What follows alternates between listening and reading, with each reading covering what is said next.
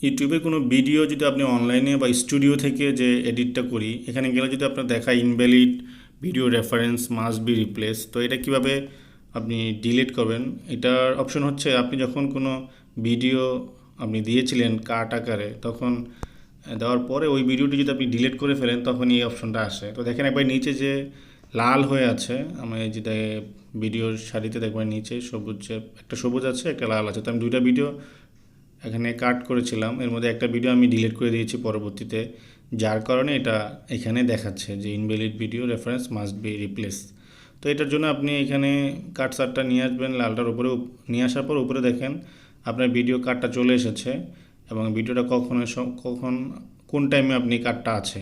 তো দেখেন এখানে এতে ক্লিক করতে হবে না, একবার ডান পাশে দেখেন ডিলেট একটি অপশন আছে, ডিলিট যে লোগোটা আছে লোগোটার উপরে ক্লিক করলে আপনার এই রেফারেন্সের যে কার্ডটা ডিলিট হয়ে যাবে। দেখেন এটা অলরেডি ডিলিট হয়ে গিয়েছে। তো ডিলিট হওয়ার পর আপনি একটু সেভ করে নিতে হবে কষ্ট করে, উপরে ডান পাশে যে সেভ অপশনটি আছে এখানে সেভ করলেই আপনার এই ওয়ার্নিংটা চলে যাবে। এটাতে কোনো সমস্যা নেই অ্যাকচুয়ালি।